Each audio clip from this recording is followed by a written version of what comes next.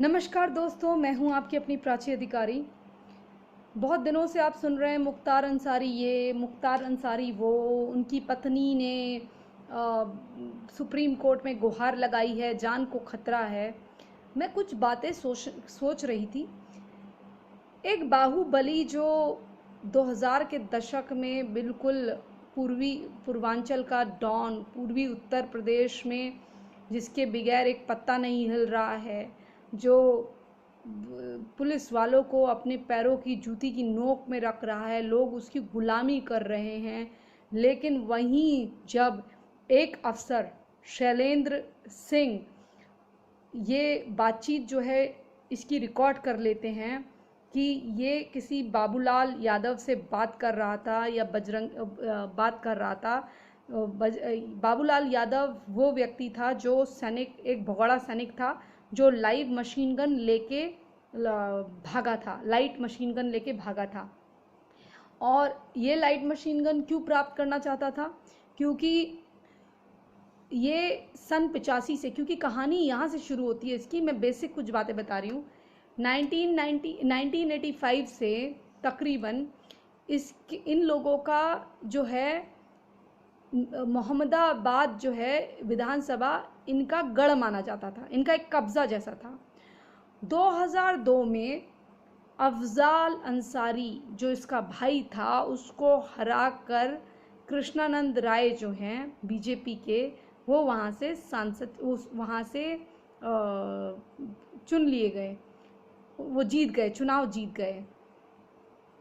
उसके बाद जब वो चुनाव जीत गए, वहाँ का विधानसभा का चुनाव जीत गए, तो इसके दिल में उनके लिए एक नफ़रत खौल गई कि मेरा ये जो हमारा सीट थी, हमारा ये जो बपौती थी बाप की, इस पे ये आदमी आखिर आ कैसे गया और ये जीत कैसे गया। तो वहीं से इनके मन में एक बदला लेने की आग बताइए। अब ये बात से कोई जीत रहा है जिसको पब्लिक ने चुन के भेजा है, उस बात से भी इनके सीने में आग दहक रही थी। एक इंसल्ट और बेइज्जती हो रही थी। कोई काम करके अच्छा, लोग जीतना नहीं चाहते, बस ये प्रॉब्लम है। सिर्फ हमारी ये बपौती है, हमें ही जीतना है, ये सोचकर दूसरे को ख़त्म करना चाहते हैं। फिर उसके बाद क्या हुआ कि ये रडार पे ये कई मुकदमे इसके ऊपर थे, लेकिन जो गवाह थे वो पलट जाते थे, इसलिए इसका जो नंबर था, फ़ोन था, वो सर्विलांस पे था। तो ये किसी से, ये जो पूरी घटना सामने आई वो ये हुआ कि ये किसी से फ़ोन पे बात कर रहा था, मुन्ना बजरंगी से किसी से तो बात कर रहा था, या इसके पुराने गनर से बात कर रहा था। गनर का नाम था, वो रिटायर्ड मुन्नार यादव था। मुन्नार यादव ने संपर्क किया बाबूलाल यादव से, जो कि तब जम्मू कश्मीर में शायद था। वो वहाँ से फिर बाद में भाग आया, उसको इसने बहुत अच्छा वो दिया ऑफ़र। ये कृष्णानंद राय का मर्डर करने की प्लानिंग कर रहा था। और ये प्लानिंग आपको बता दिया, इसकी पृष्ठभूमि कहाँ से तैयार हो रहा था ये मामला, उतनी सी बात से कि वो जीत गया, वहीं से इसको चिढ़ मची हुई थी, उससे एक जलन थी, एक ईगो जो कहते हैं ना, अभिमान टाइप का, अहंकार। उसके बाद वो वहाँ से वो वेपन लेके भाग गया। तो लाइट मशीन गन जो पूर्व आईजी थे लॉ एंड ऑर्डर ब्रिजलाल जी, उन्होंने एक साक्षात्कार में बहुत भावुक होते हुए बताया कि किस तरह से उन लोगों के साथ दुराचार हुआ, उन लोगों के साथ कितनी जाती हुई, किस तरह से वो दो अफसरों ने या उस बैच के लोगों ने जब गुलामी नहीं स्वीकारी और सारा जो प्रशासन था वो बिल्कुल चरण वंदना करता था मुलायम सिंह यादव की। ये जो समाजवादी सरकार है या बसपा भी जब आती थी तो इनकी गुलामी करते थे। तो उन लोगों ने जब करने से मना कर दिया तो उन लोगों के साथ क्या क्या प्रताड़ना हुई और कैसे कैसे केस आगे चला, इसकी बस कुछ मुख्य बातें मैं बताऊंगी, वरना बहुत लंबा हो जाएगा। तो उन्होंने बताया कि जब बात रिकॉर्ड हुई थी, शैलेंद्र सिंह, उन्होंने रिकॉर्डिंग निकलवा दी और उन्होंने रेड कर दी। रेड किसके वहाँ करी? रेड करी बाबूलाल यादव के वहाँ, इनका जो गैंग था उनके वहाँ करी, रेड करी। तो वहाँ से इनको लाइव मशीन गन मिल गई और प्लस वो रिकॉर्डिंग सारी चीज़ें मिल गई। तो एक मजबूत केस हो गया। तो उसमें ये था कि ये कह रहा था, इन्होंने जो बताया, इन्होंने कहा कि लाइट मशीन गन इसलिए चाहिए थी क्योंकि वो 500 मीटर तक फायर कर सकती है एक साथ। 5 मिनट में 500 बुलेट, 500 राउंड फायर करती है। मतलब आदमी तो बच ही नहीं सकता। और उनको ये था कि जो कृष्णानंद राय हैं वो हमेशा बुलेट प्रूफ गाड़ी में चलते थे। उस दिन वो शायद बुलेट प्रूफ में नहीं थे, या जो शैलेंद्र कुमार जी ब्रिजलाल जो कह रहे थे थोड़ा सा अलग है, लेकिन जो शैलेंद्र जी ने कहा था, शायद मुझे याद है, उन्होंने ये कहा था कि उसमें लाइट मशीन गन से फायर हो सकता था, उससे उनके बचने के चांसेस नहीं थे। बाकी वो लाइट मशीन गन से प्रूफ नहीं थी, बाकी वो सारी चीज़ों से प्रूफ थी। मतलब वो नॉर्मल बुलेट से प्रूफ थी, लेकिन लाइट मशीन गन की फायर से वो प्रूफ नहीं थी, कुछ ऐसा था। या फिर वो उस दिन नहीं चल रहे थे, इन दोनों में से कुछ घटना थी। अगर त्रुटि हो तो क्षमा कीजिएगा, बट अल्टीमेटली ये था कि वो लाइट मशीन गन से बचेंगे नहीं, 500 बार फायर हो जाएगी फटाफट फटाफट, तो मर जाएंगे। तो इसने वो इंतज़ाम करा लिया। जो गनर था मुन्नार यादव, उसने वो भी रिटायर्ड मिलिट्री मैन था, या रिटायर्ड मिलिट्री वाला था। तो उसने बाबूलाल यादव से, तो वो वहाँ से भाग गया और ये लाइव मशीन गन लेके भागा था। फिर बाद में ये पकड़ा गया, तो इन्होंने शैलेंद्र सिंह ने इसके ऊपर, जो पूर्व डीएसपी थे एसटीएफ के यूनिट हेड, इन्होंने इस पे एफआईआर लिखी और पोटा इसके ऊपर लगाया। पोटा मैंने आपको बताया, प्रिवेंशन ऑफ टेररिज्म एक्टिविटीज़, मैंने पिछली वीडियो में बताया है, वो लगा दिया इस पर। अब जब वो पोटा लगा दिया तो पहले क्या हुआ कि इनको खूब बधाइयाँ वगैरह आई कि आपने, अरे उसको मुख्तार को आपने पकड़ लिया, बहुत बढ़िया करा, ये करा वो करा। जैसे मुलायम सिंह यादव जी और सरकारी तंत्र को ये पता चला कि पोटा लग गया है, क्योंकि पोटा एक बार लगाने के बाद वापस नहीं होता, तो इतना प्रेशर में पॉलिटिकल सिस्टम इन पे हो गया, इतना पॉलिटिकल सिस्टम के प्रेशर में ये आ गए, क्योंकि पोटा जो था वो टेररिज्म एक्टिविटीज़ का एक्ट था। और जिस तरह से इन्होंने ये जो चीज़ें अंजाम दे रहे थे, और जिस प्रकार से पूरा पूर्वी उत्तर प्रदेश इनके उससे हुकूक से कांपता था, तो उस गुलामी को वो लोग नहीं करना चाहते थे, क्योंकि भाई वो अफसर थे, उन्होंने जिस शपथ खाई थी उसका वो पालन कर रहे थे। लेकिन बाद में उन शैलेंद्र जी को इतना ह्यूमिलेट करा गया कि उन्होंने पहला जो इस्तीफ़ा दिया, फिर उसके बाद मतलब पहला इस्तीफ़ा दिया 2004 में, शायद उसके 2004 में दिया इस्तीफ़ा। उसके बाद जब वो एक्सेप्ट नहीं हुआ, उन्होंने ये लिखा था कि मुझे इतना ह्यूमिलेट करा जा रहा है और मुझे नहीं मालूम है कि सरकारी तंत्र जो है बिल्कुल गुलाम बना हुआ है, और जब तक सरकारी सिस्टम इस चीज़ का गुलाम है मैं ऐसे काम नहीं कर पाऊँगा। तो उन्होंने एक सब्जेक्टिव दे दिया ना, तो उनका एक्सेप्ट नहीं करा गया। उसके बाद फिर उन्होंने 20 फरवरी 2004 को दिया, तो फिर 20 फरवरी 2004 को जब दिया तो उनका ये एक्सेप्ट कर लिया गया।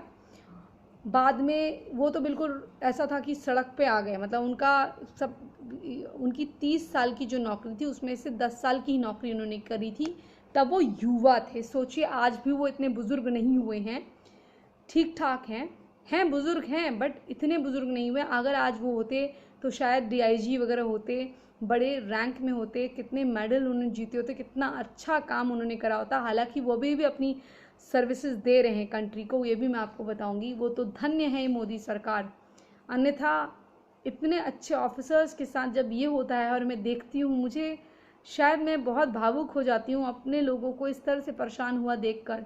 मतलब हम कहते हैं कि पुलिस में अच्छे लोग नहीं हैं, लेकिन जो देश की सुरक्षा के लिए अपनी जान को जोखिम में डाल के काम कर रहे हैं, उनके साथ इन देशद्रोही मुलायम सिंह यादव, समाजवादी सरकार, बीएसपी ने कितना बुरा कर रखा है। आप ये देखिए दोस्तों, जिस आदमी ने एक टेररिज्म एक्टिविटीज़ में या कई लोगों की जान, ना जाने कितने लोगों की हत्याएं करी हैं, कितने लोगों के बलात्कार करे हैं अंसारी ने, मतलब मुझे समझ में नहीं आता। आज उसकी बीवी कहती कि मेरे पति की जान को खतरा है।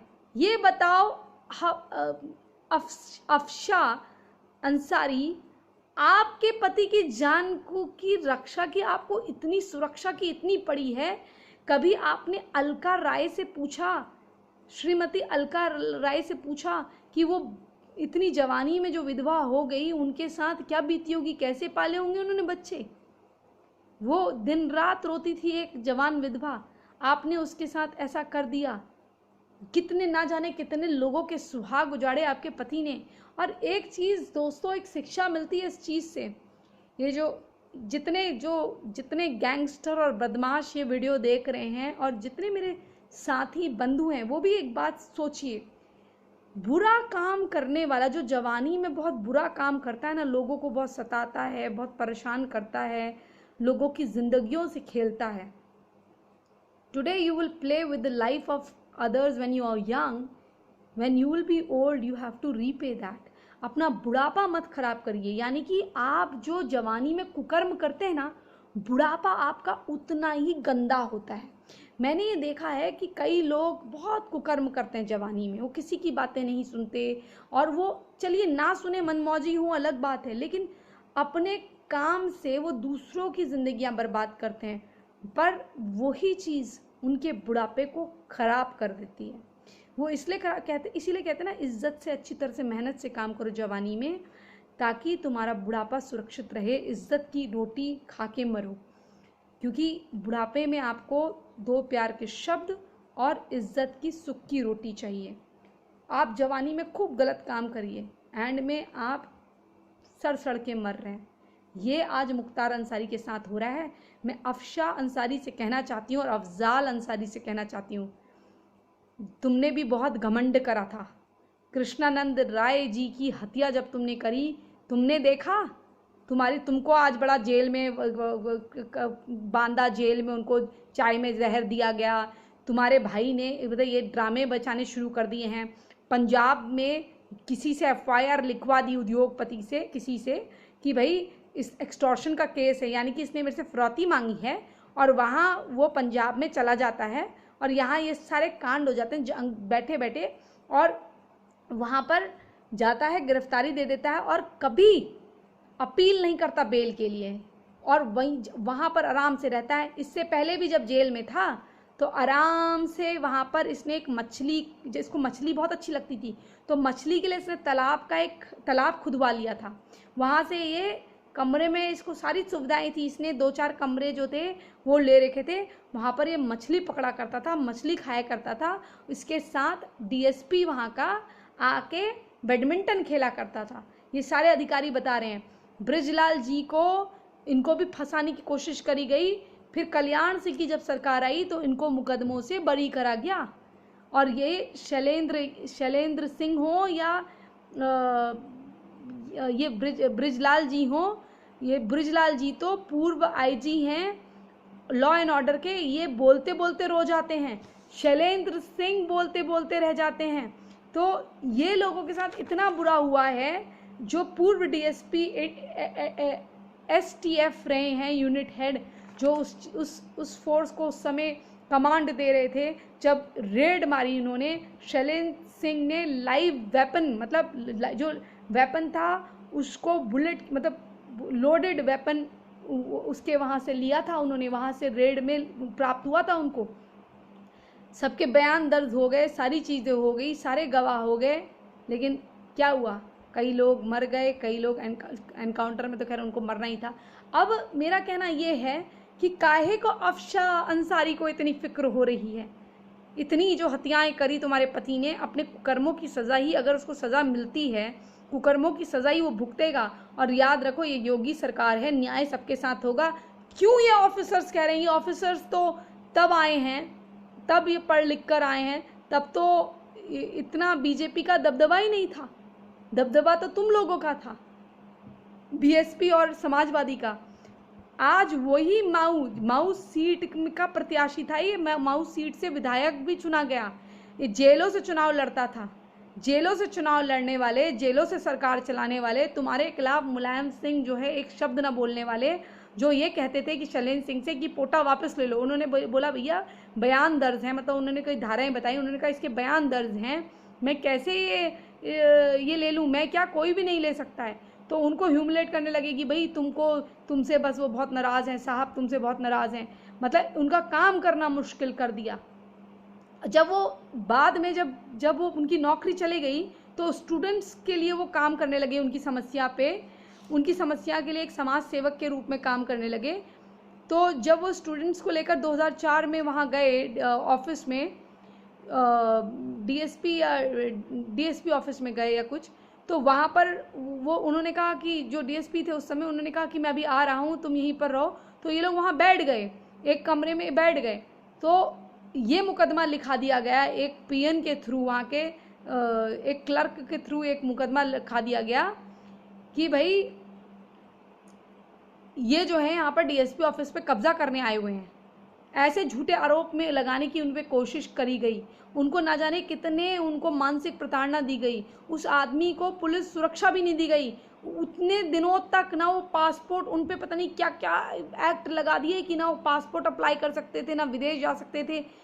वो तो ये जो है नरेंद्र मोदी, उन्होंने उनको जब उनसे मिले वो गुजरात में, तो उन्होंने उनसे एक बात पूछी, शैलेंद्र तुम्हारा घर चलता कैसे है? तो योगी जी और मोदी जी, आप समझ सकते हैं कितने सेंसिटिव हैं। दो जनों ने, वो कहते हैं कि केवल दो जनों ने मुझसे पूछा कि शैलेंद्र तुम्हारा घर आखिर चलता कैसे है। योगी जी ने भी पूछा, शैलेंद्र आखिर तुम्हारा घर कैसे चलता है? और मैं आ गया हूँ, मैं आऊँगा तो सब कुछ सही कर दूँगा। देखिए, योगी जी आए और आज उनको न्याय मिल रहा है। उनके सारे केसेस जो हैं रद्द हो गए हैं।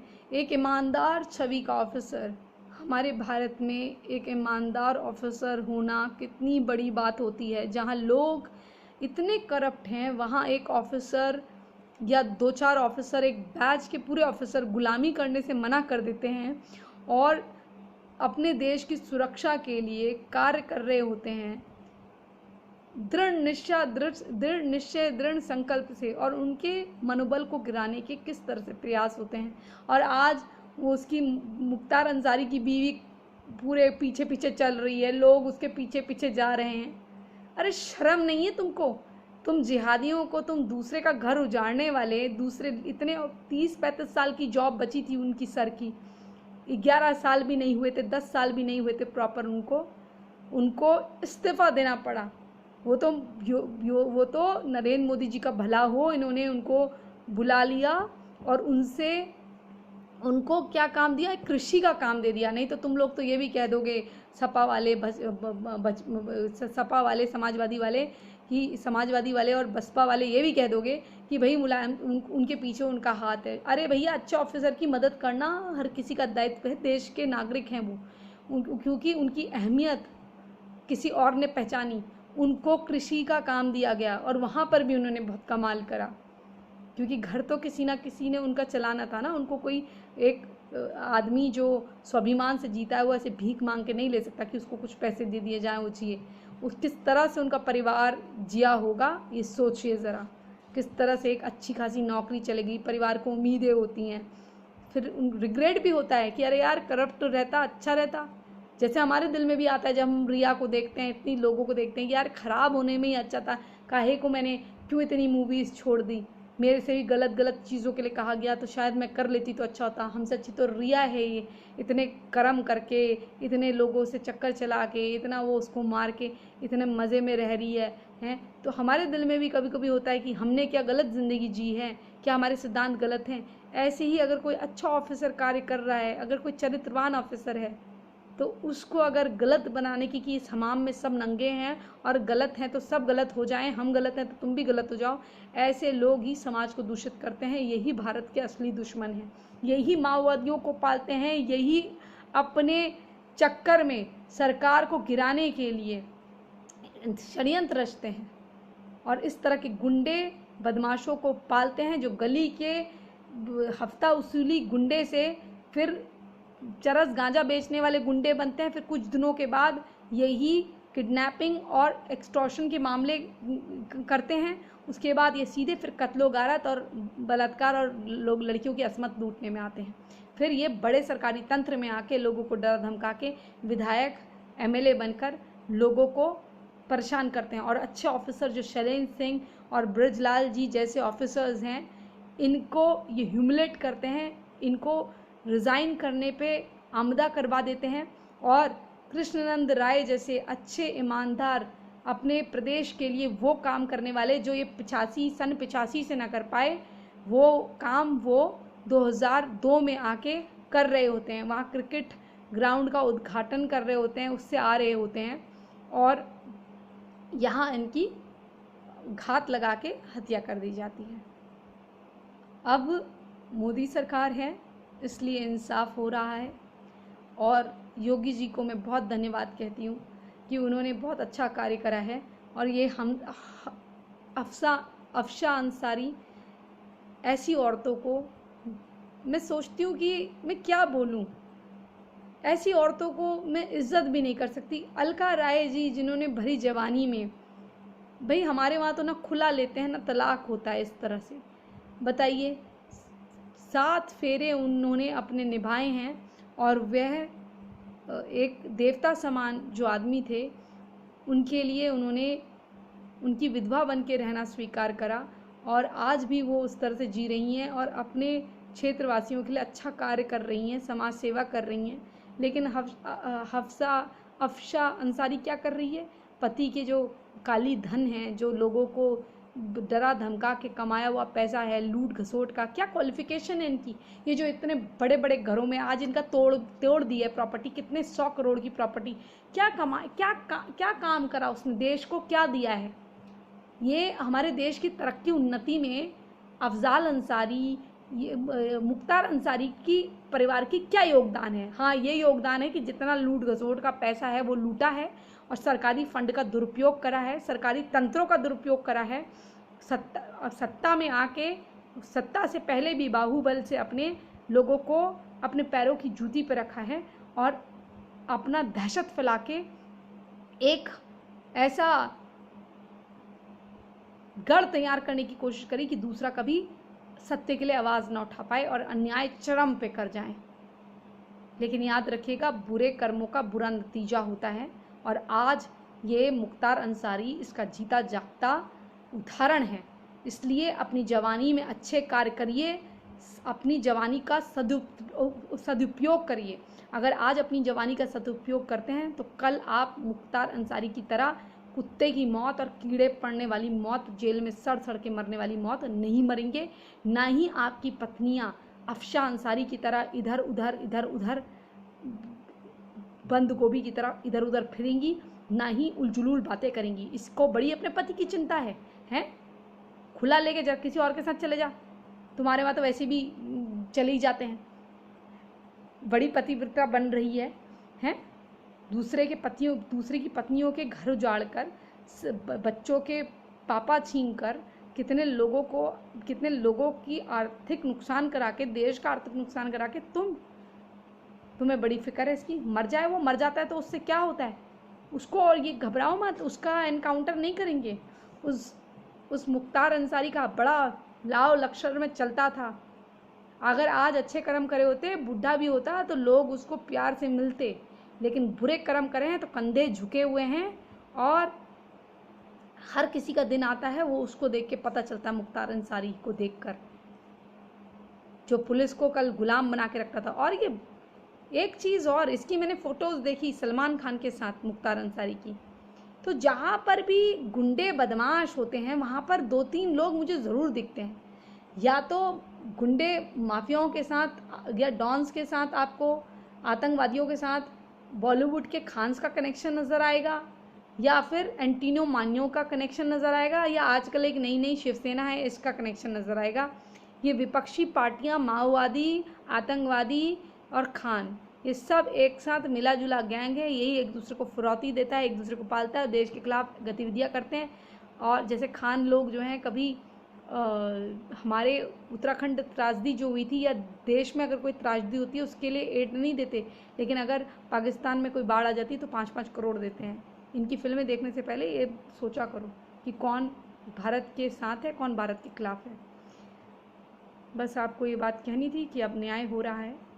मैं बस इतना चाहूँगी, मुख्तार अंसारी को आसान मौत ना मिले, कीड़े पड़ के मरे वो जेल में सड़ के, बिना किसी सुविधा के, बिना किसी सम्मान के। क्योंकि वो सम्मान का हकदार नहीं।